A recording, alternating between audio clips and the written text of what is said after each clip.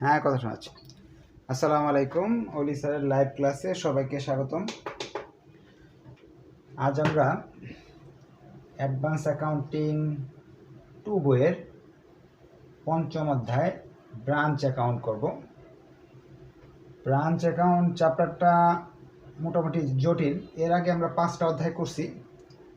5টা অধ্যায় থেকে আমরা মিনিমাম 5টা বা 4টা অঙ্ক কমন পাবো, আর এটা থেকে একটা এই বছর আসবেই, কারণ এই বছর এই ব্রাঞ্চ অ্যাকাউন্টের নিয়ম হলো 1 বছর পর পর সাধারণত আসে। আপনারা যে বিগত সালের প্রশ্নগুলো দেখেন, 2019-এ ব্রাঞ্চ অ্যাকাউন্ট যেহেতু আসে নাই, 2020 সনের ব্রাঞ্চ অ্যাকাউন্ট আসবে ইনশাল্লাহ। আর এটা করার ফলে যারা প্রথম থেকে করতেছে, ফার্স্ট থেকে করতেছে, যাদের অলরেডি 5টা চ্যাপ্টার হয়েছে, এই চ্যাপ্টারটা করলে তাদের বড় প্রশ্নের কোর্স শেষ। ছোটো প্রশ্নের জন্য আরেকটা চ্যাপ্টার করলে এনজিও নামে একটা চ্যাপ্টার আছে, তাহলে বই শেষ হয়ে যাবে। আর এখানে 3 নাম্বার চ্যাপ্টার একটা আছে, যেটা হলো আপনার ওই নাম চ্যাপ্টারটা ভুলে গেলাম, ব্যবসায়িক সমাবেশ কম্বিনেশন। এখানে 6টা চ্যাপ্টার মিলে একটা চ্যাপ্টার, এটা থেকে একটা প্রশ্ন আসে, ওইটা আপনার বাদ দিলেও পারবে। ওটা করতে অনেক সময় চলে যাবে, কারণ এখান থেকে তো আমরা 6টা প্রশ্ন পাচ্ছি। আর এছাড়া বাকি যে অধ্যায়গুলো আছে সেইগুলো থেকে বিগত 20 বছর দেখবেন কোনো প্রশ্ন আর বড় প্রশ্ন আসেনি। এই টোটাল যে চ্যাপ্টারগুলো করাইছি আর সামনে এই যে চ্যাপ্টার করাচ্ছি, এগুলো থেকে সব প্রশ্ন আসছে। যাই হোক, ক্লাস শুরু করে দিয়েই আমরা বেসিক কিছু আলোচনা করব। ব্রাঞ্চ অ্যাকাউন্টের বেসিক যদি আমরা না জানি তাহলে কিছুই বুঝবো না। বেসিক, এই চ্যাপ্টারের বেসিক নিয়ে আলোচনা করলে 1 ঘন্টা লাগবে, তারপর শর্টকাট একটা বেসিক আমরা দিব।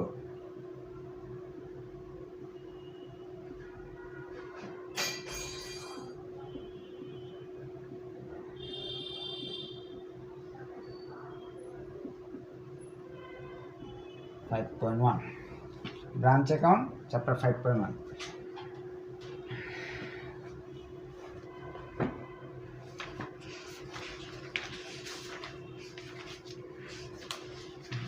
ব্রাঞ্চ বলতে কি বোঝায়? শাখা। যে আপনার একটা কোম্পানি আছে বা আপনি কিছু পণ্য বানান, যে কোনো পণ্য বানান, যেমন এই আমরা করতে ভাবি বাটার জুতা। এখন জুতাগুলো তো সে এক জায়গায় কোম্পানি বানানোর পরে একটা শাখায় বিক্রি করে না, ব্যবসাকে বাড়ানোর জন্য বিভিন্ন শাখা খুলে নিছে। এখন শাখার হিসাবগুলো কিভাবে রাখবে? শাখা তো আপনারা অবশ্যই বুঝেন। এখন শাখার হিসাব রাখার জন্য বিভিন্ন পদ্ধতি আছে। আগে ব্রাঞ্চের প্রকারভেদটা আমরা একটু পরে জেনে নিই। ধরেন এখানে ব্রাঞ্চকে 2 ভাগে ভাগ করা হয়েছে, একটা দেশি আর একটা হলো বিদেশ। দেশের ভিতরে যে ব্রাঞ্চগুলো, এগুলো হোম ব্রাঞ্চ বলা হয়, আর দেশের বাইরে যেগুলো, এটা ফরেন ব্রাঞ্চ।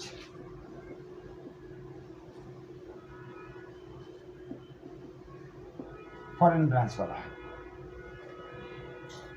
এখন দেশের ভিতরে যেগুলো থাকে সেই ব্রাঞ্চকেও 2 ভাগে ভাগ করা হয়েছে।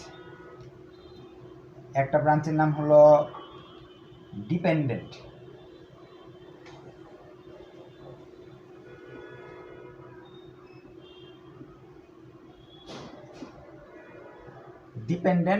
ব্রাঞ্চ, আর একটা হলো ইন্ডিপেন্ডেন্ট।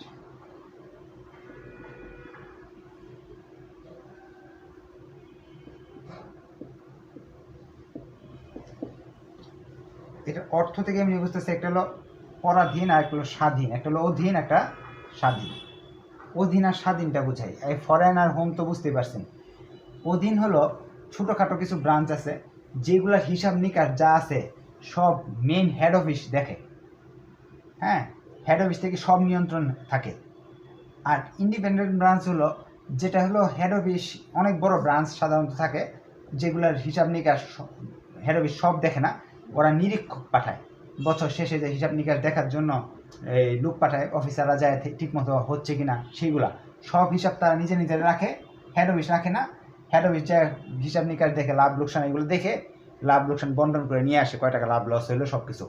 আর ডিপেন্ডেন্ট ব্রাঞ্চ যেটা, এটার হিসাবটা ব্রাঞ্চ হেড অফিসে রাখে, ব্রাঞ্চের কেউ এটার হিসাব রাখে না, রাখলেও সেগুলো ব্রাঞ্চ দেখে না। তো ডিপেন্ডেন্ট এবং ইন্ডিপেন্ডেন্ট ব্রাঞ্চ তো আপনারা বুঝতে পারছেন নাকি? এখন ডিপেন্ডেন্ট ব্রাঞ্চের হিসাব রাখার 3টা পদ্ধতি আছে। এটা 3টা পদ্ধতিতে হিসাব রাখে। 1 নাম্বার পদ্ধতির নাম হলো ডেপ্টরস।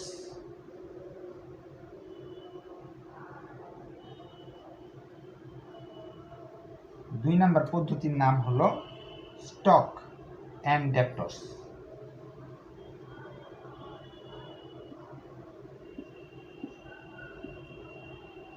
3 নাম্বার পদ্ধতির নাম হলো ফাইনাল অ্যাকাউন্ট, চূড়ান্ত হিসাব।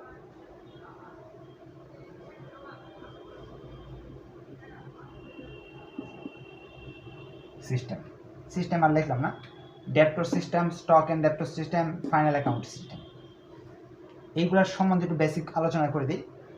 1 নম্বর ব্রাঞ্চটা অনেক ছোট, এখন এটার জন্য আলাদা হিসাব রক্ষক রাখবো, একটা হিসাব একতরফা একটা হিসাব একটা খতিয়ানের মাধ্যমে সব হিসাব করে ফেলি আর কি, একতরফা সিস্টেম। এটা গেল ডেপ্টরস। আর এটা আছে স্টক অ্যান্ড ডেপ্টরস।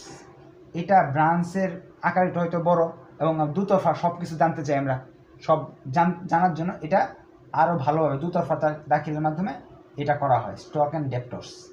আর ফাইনাল অ্যাকাউন্ট আরও ডিটেলস জানার জন্য আমরা ফাইনাল অ্যাকাউন্ট সিস্টেমে করতে পারি।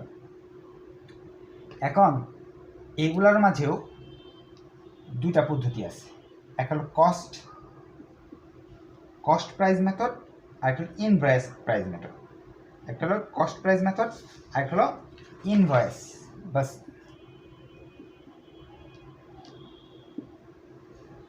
Invoice price method. এখন কস্ট প্রাইস মেথডটা কি আর ইনভয়েস প্রাইস মেথডটা কি? কস্ট প্রাইস মেথড যখন আমি পণ্যগুলা পাঠাই এদের ব্রাঞ্চে বিক্রি করার জন্য, তখন আমি যে খরচ যে দামে আর কি আমার কেনা পড়ছে বা বানাতে পড়ছে সেই দামেই পাঠাই দিই। আর ইনভয়েস প্রাইস হলো যখন আমি পণ্যগুলা পাঠাই তখন বিক্রয় মূল্যে পাঠাই, আমার খরচ কত হয়েছে এটা ব্রাঞ্চের লোকদের আমি জানাই না। এই 2টা মেথড, এক্ষেত্রেও 2টা, কস্ট আর ইনভয়েস।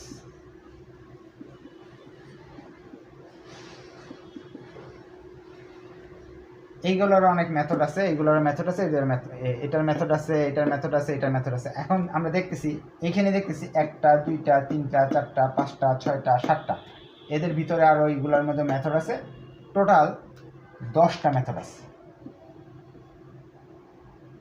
10টা মেথড আছে টোটাল। এখন 10টা মেথডে যদি আমি 2টা করে অঙ্ক করি, তারপর 20টা ক্লাস, মানে 12 ক্লাসে 1 মাস হয়, 20 ক্লাসে প্রায় 2 মাস হবে। এত লম্বা তো ক্লাস আমি করাই না, আপনারা জানেন। আমি খালি শর্টকাট দিয়ে কীভাবে ভালো রেজাল্ট করা যায় সেটাই করাই। তাহলে আপনাদের এখন শর্টকাটে কীভাবে বাজানো যায়, আপনি বিগত 20 বছরের অ্যানুয়াল কোয়েশ্চেন দেখবেন এটার ভিতরেই আছে সব, যত প্রশ্ন আছে 90% এটার ভিতরে আছে, 4টা রুলের ভিতরে। বাকি যে রুল কটা 6টা rule, final account, independent, foreign, এইগুলোতে এনইউতে কোয়েশ্চেন সেরকম নাই। আছে যারা সিএ পড়তেছে তাদের জন্য এটা আছে, এটা আছে, এটা আছে, এগুলোর রুলগুলো আছে, বাকি 6টা রুল আছে। তার মানে কি আমরা এই 4টা রুলের অঙ্কগুলাই করব। এখন যারা বলে কি স্যার আমি খালি পাস করতে চাই, আমি আর কিছু চাই না, তারা খালি এইটা করাবো।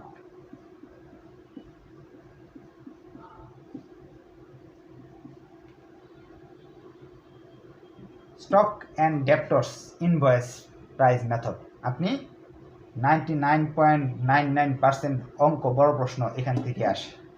এখন আপনার যে এখান থেকে যদি শুরু করি তাহলে আপনার কিছুই বুঝবেন না, এই অঙ্কগুলোর সাথে এটার রিলেটেড আছে।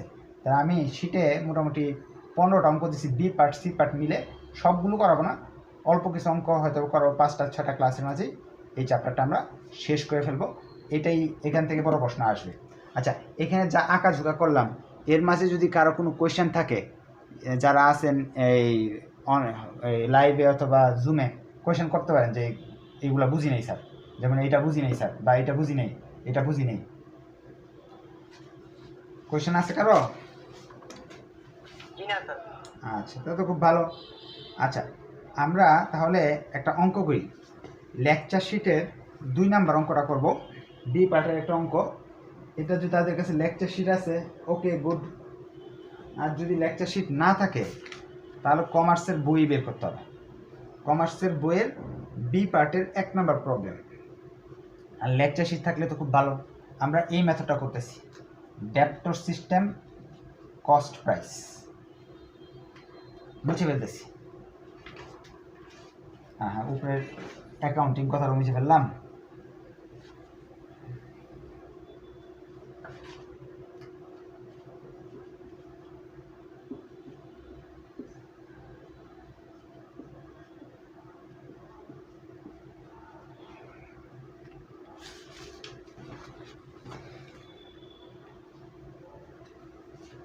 আচ্ছা, এই অঙ্ক করার জন্য আমাদের আসলে ডেপ্টর সিস্টেমটা কি এটা সম্বন্ধে ভালো ধারণা থাকতে হবে। এটা ছোট প্রশ্ন হিসাবে আপনি খুঁজে দেখবেন, ডেপ্টর সিস্টেমে অসংখ্য অঙ্ক আমাদের আছে। ডেপ্টর সিস্টেম মানে হলো, আমি তো হেড অফিসের অঙ্ক করতেছি, কিন্তু হেড অফিস থেকে ছোট্ট একটা ব্রাঞ্চ চালাচ্ছে, ধরেন আপনাদের এলাকায় ময়মনসিংহ চালাচ্ছে। এখন এটার হিসাব নিকাশ করার জন্য হেড অফিস চায় না একটা হিসাব রক্ষক এখানে রাখলে বেতন দিতে হবে, একটা হিসাব রক্ষককে 20,000 বেতন দিয়ে রাখার দরকার কি? হিসাবটা তারা হেড অফিস থেকেই রাখে। এখন পণ্য যেগুলো পাঠায়, যেমন জুতা পাঠাচ্ছে, সবগুলো মনে মনে ভাইবানে ওদের কাছে বিক্রি করে দিছি। আর প্রশ্নে আপনার কাছে 2টা জিনিস চাইবে, একটা হলো জার্নাল জাবেদা, আর একটা যাবে লেজার বা খতিয়ান। কিন্তু ইউনিভার্সিটি কোয়েশ্চেন দেখলে শুধু আমরা পাচ্ছি লেজার চাই, তো জার্নাল শিকার আপাতত দরকার নেই। তারপর 1-2টা অঙ্ক আমি জার্নালে করে দিব। খতিয়ানের এটা হলো ডেবিট পাস, এটা হলো ক্রেডিট পাস। অ্যাকাউন্ট টাইটেল টাকা, অ্যাকাউন্ট টাইটেল। হ্যাঁ, প্রশ্নে লেখা থাকবে কোনটা কোন সিস্টেমে, প্রশ্নে লেখা থাকবে। আচ্ছা, আমি প্রশ্নে চাইলে বুঝতে পারবো। আমি আগে নিয়ম দেখাচ্ছি কি কি ইয়ে করব। আমরা যদি ব্রাঞ্চে কিছু দেই তাহলে কি সেটা হলো আমাদের ডেবিট পাশে লিখতে হবে, কারণ ব্রাঞ্চকে দিচ্ছি, এটা আমাকে সম্পদ হয়ে যাচ্ছে। আর ব্রাঞ্চ থেকে যদি পাই তাহলে ক্রেডিট পাশে লিখতে হবে, এটাকে ব্রাঞ্চ অ্যাকাউন্ট বলে।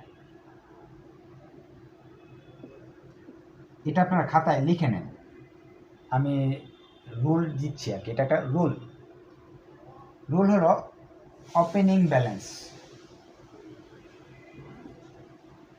ওপেনিং অ্যাসেট সম্পদ, যে কোনো ওপেনিং অ্যাসেটগুলো এই পাশে লিখতে হবে।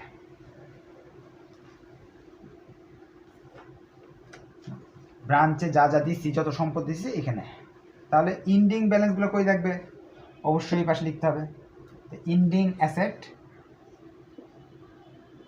বা ক্লোজিং অ্যাসেট আমরা এই পাশে লিখব। তো কোনো লাইবিলিটি যদি থাকে ওপেনিং, এই পাশে, ইন্ডিং লাইবিলিটি তাহলে এই পাশে লিখব।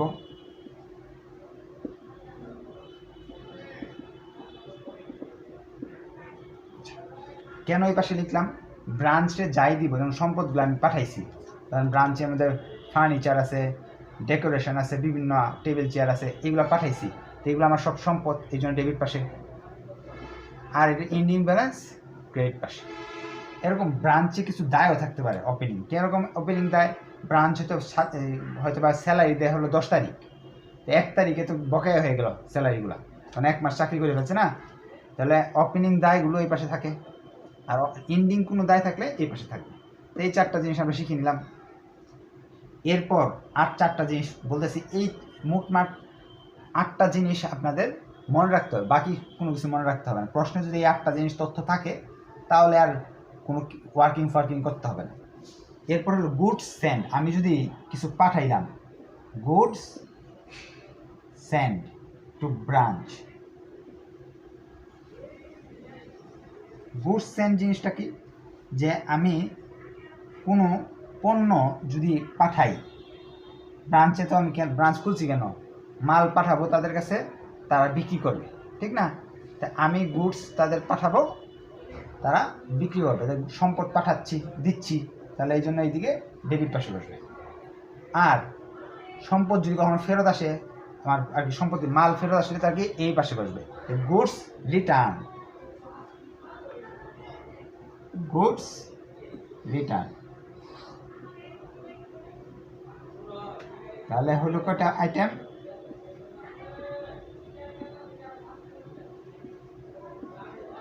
এখন তিন নাম্বার আইটেমটা নিচে লিখি, জায়গা নেই যেহেতু। আরেকটা হলো আমি ব্রাঞ্চে অনেক সময় টাকা পাঠাইতে পারি, নগদ টাকা। কেন পাঠাবো? আমার তো ব্রাঞ্চের যে লোকগুলা চাকরি করে এগুলো আমার অধীনস্থ, এদেরকে আমি বেতন দিব। হ্যাঁ, তাহলে 3 নাম্বার আইটেম যদি চেক দিই বা ক্যাশ দিই, তাহলে এখানে হবে ক্যাশ যদি পাঠাই বা চেক পাঠাই, ব্যাংক অ্যাকাউন্ট।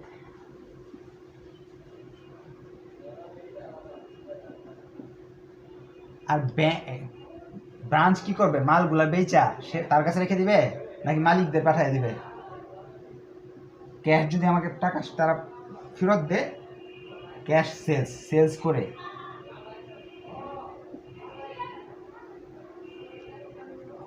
এই যে 8টা আইটেম, এগুলোর মাঝে যদি কোনো কোয়েশ্চেন থাকে তাহলে বলতে পারেন যে সম্পদগুলো আমি বুঝাই দিলাম, মাল পাঠাইলো, মাল ফেরত আসলো, মাল বেচা টাকা আমাকে দিয়ে দিল হেড অফিসকে, আর আমি আমার কর্মীদের বা বাড়ি ভাড়া টাড়ি ভাড়া যা আছে নগদে টাকা দিয়ে দিলাম। এই 8টা আইটেম আমাদের খুঁজে খুঁজে বের করতে হবে। এই 8টা আইটেমের যদি কোনো উল্টাপাল্টা বা কিছু না থাকে তখন আমাকে ওয়ার্কিং করতে হবে। আর যদি 8টা আইটেম দেওয়া থাকে তাহলে তো অঙ্ক আমি ইজিলি করে ফেলবো। আমরা এই আমার লেকচার শিটে প্রবলেম 2 করব, প্রবলেম 1টা করাইতাম, কিন্তু এখানে জাবেদা আছে, সময় লাগবে অনেক বেশি, কারণ বেসিক আলোচনা করতে করতে অনেক সময় চলে গেছে। আচ্ছা, এই আমাদের এই কমার্স পাবলিকেশনের বইয়ের প্রবলেম B1 অথবা এই গ্রন্থকুটির এই অঙ্ক আছে, একটু খুঁজে দেখতে হবে আর কি, অথবা আপনারা আমার লেকচার শিটের 2 নম্বর অঙ্কটা বের করেন। এখানে একটা প্রতিষ্ঠানের নাম লেখা আছে ওয়াই লিমিটেড বা x limited in Dhaka has branch at Chittagong. From the following information, prepare a Chittagong branch account in the books of X Limited. X হলো হেড অফিস, তাদের মেইন হেড অফিসটা হলো ঢাকায় আছে, তারা চট্টগ্রামে একটি হিসাব খুলছে, ব্রাঞ্চ খুলছে। সেই ব্রাঞ্চের হিসাবটা আমাকে কয় টাকা লাভ হইলো বা লস হইলো সেটা আমার দেখতে হইব। কি from the following information prepare, নিচের তথ্যগুলো থেকে আমি কি করব, একটা ব্রাঞ্চ অ্যাকাউন্ট খুলে নিব, অ্যাকাউন্ট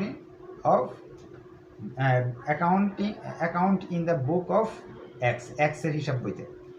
এখন হিসাব করতে হলে তাহলে অবশ্যই আমার খতিয়ান করতে হবে। এখন আপনি ভাবতেছেন এটা কোন মেথডে করব, কিছুই যদি বলা না থাকে, হ্যাঁ, তখন আমরা কি একেবারে প্রথম রুলটা ডেপ্টরস এবং কস্ট প্রাইস মেথড, যদি কিছুই বলা না থাকে চেষ্টা করব ডেপ্টরস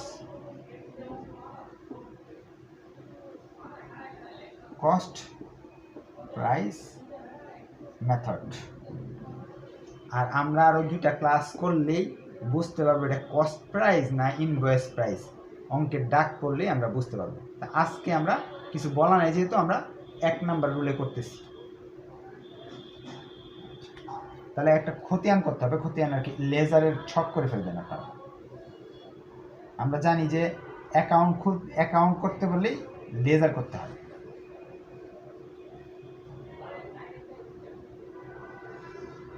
লেজারের তো আমরা তো 8টা ঘর দিয়ে লেজার শিখছিলাম, ডেট, অ্যাকাউন্ট টাইটেল, টাকা, ডেট, অ্যাকাউন্ট টাইটেল, টাকা, মাঝখানে রেফারেন্স নাম ছিল।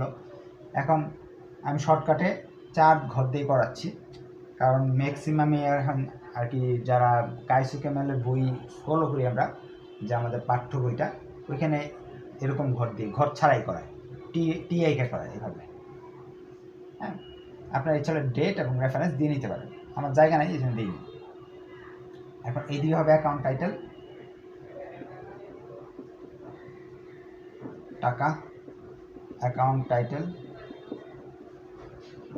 টাকা, ডেবিট, ক্রেডিট, কি এক্স এক্স লিমিটেড বা ওয়াই লিমিটেড যা আছে প্রতিষ্ঠানের নাম হবে, আর কার্ডটা করতেছে চিটাগং ব্রাঞ্চের হিসাব করতেছে।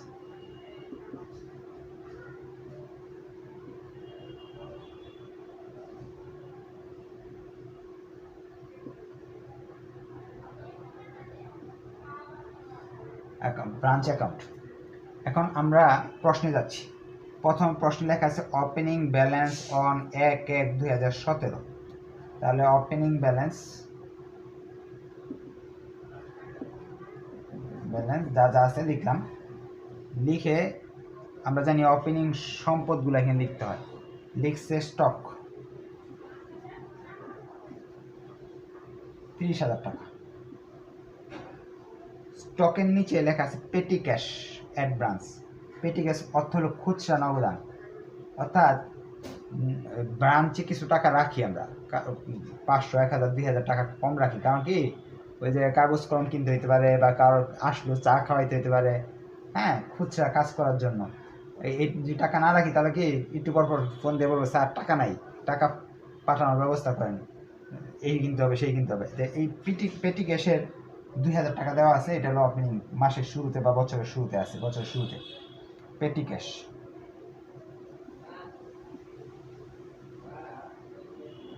2000 টাকা। এরপরে লেখা আছে, আমরা পেয়ে গেলাম 1 নম্বর আইটেম। এরপরে তথ্য লেখা আছে গুডস সেন্ড টু ব্রাঞ্চ। ব্রাঞ্চে আমি মাল পাঠাইছি 1.5 লাখ টাকা। Goods send to branch, 1.5 lakh টাকা মাল পাঠাইছি। এরপর লেখা আছে গুডস রিটার্নস বাই ব্রাঞ্চ। হয়তো নষ্ট বা কোনো খারাপ কিছু পাওয়া গেছে, যার ফলে পণ্য কিছু ফেরত আসছে, রিটার্ন করলে কি এটার উল্টা এই পাশে আসবে।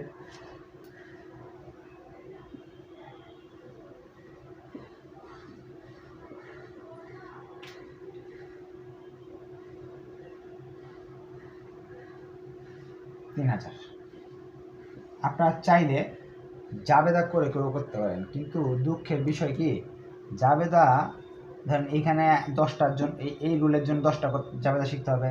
এরপরে একটা রুল আছে এটার জন্য 8-10টা, 4টা রুল যদি শিখতে চান তারপরে 40-50টা জাবেদা শিখতে হবে। যেহেতু পরীক্ষায় আসে না, তাহলে কষ্ট করে জাবেদা শেখার দরকার কি। তারপর আমি আপনাদের কি করব, রয়্যালিটি যেভাবে করাইছিলাম ওইখানে জাবেদা শর্টকাট মুখস্থ করার বই আমি দেখাই দিব নেক্সট ক্লাসে ইনশাল্লাহ। এরপর তিনটা আইটেম পেলাম। এরপরে আমরা যাচ্ছি চেক সেন্ড টু ব্রাঞ্চ।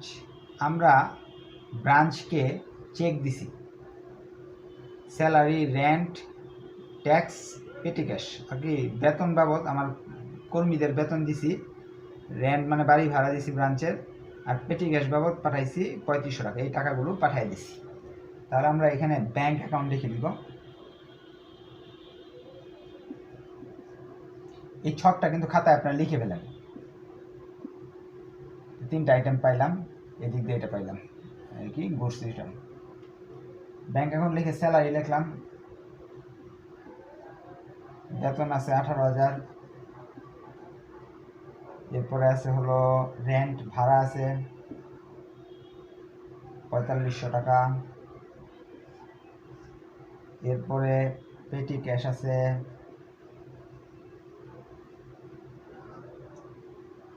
3500 টাকা। এখন আমি তো সব দিচ্ছি, তারাও তো এখন দিবে। মাল নিছে, মাল নিয়ে বিক্রি করছে, বিক্রি করে টাকা দিল, ক্যাশ সেলস, নগদে বিক্রি হয়। নগদে বিক্রি করছে 2 লাখ টাকায়, আমাকে দিছে 2 লাখ টাকা। এই যে আইটেম আরেকটা পাইলাম, ক্যাশ সেলস। এরপর বলতেছে ক্লোজিং ব্যালেন্স, এন্ডিং ব্যালেন্স বা ক্লোজিং ব্যালেন্স।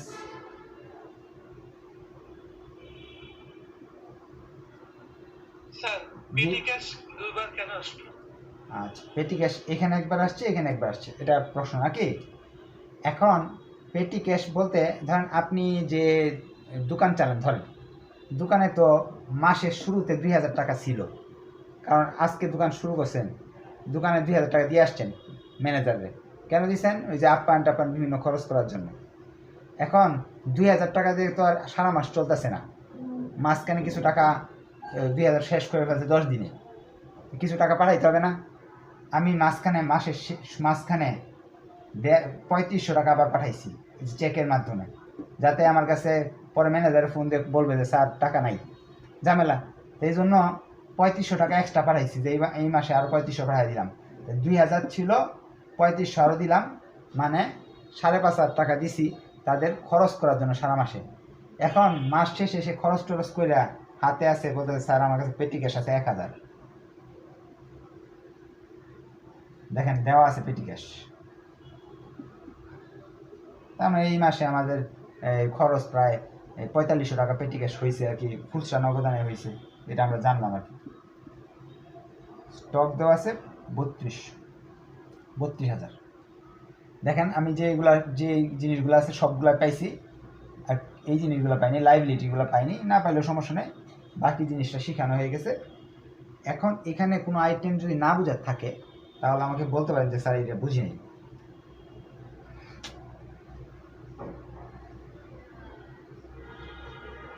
এখন ব্রাঞ্চ কি এগুলো দিছি, সে এগুলো পাঠাইছে।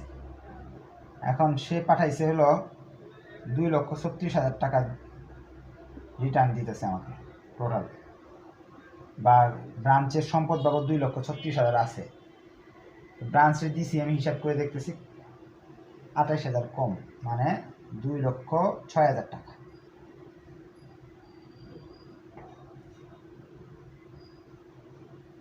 তার মানে এতে প্রফিট হলো আমার, কারণ ব্রাঞ্চে আমি দিছি হলো টোটালি সম্পদ টম্পদ হিসাব করে দেখতেছি 2,06,000 না, এটা বাদ দিলে কত থাকে 8,000, 2,08,000 টাকার জিনিসপত্র দিছি। এখন ব্রাঞ্চের হিসাব করে দেখতেছি 2,36,000 আছে, তার মানে 28,000 টাকা আমার প্রফিট হয়েছে। তাহলে এখানে দেখবো profit and loss account, profit or বা অ্যান্ড লস অ্যাকাউন্ট। আমার নেট মুনাফা হয়েছে 28,000 টাকা, এটা আমরা বুঝতে পারলাম। যদি বাই চান্স সম্পদ বেশি হইতো আর এদের এদিকে কম হইতো, তাহলে এই দিকে যদি ব্যালেন্সটা আসতো তাহলে বুঝতে পারতাম ব্রাঞ্চ আমার লসে আছে। এখন যতটুকু আজকের ক্লাসে বুঝাইলাম, এখানে যদি কারো কোনো কোয়েশ্চেন থাকে প্রশ্ন করতে পারবেন, আর না বোঝার কিছু থাকলে প্রশ্ন করতে পারবেন। বুঝতে পারছেন সবাই? কোয়েশ্চেন আছে? আচ্ছা, নেক্সট ক্লাসে আমরা 2টা অঙ্ক করবো ইনশাল্লাহ। আজকে আসলে লেকচার অনেক লম্বা হয়ে গেছে, ক্লাস ছোটো হইলেও লেকচার লম্বা হয়ে গেছে, আরেকটা অঙ্ক করা যাবে না। আপনার এই সিস্টেমে দেখবেন আপনার বইতে যদি অঙ্ক থাকে কয়েকটা করার চেষ্টা করবেন, অথবা প্রবলেম 1 করার চেষ্টা করেন। ধন্যবাদ সবাইকে, আসসালামু আলাইকুম, দোয়া করেন, আল্লাহ হাফেজ।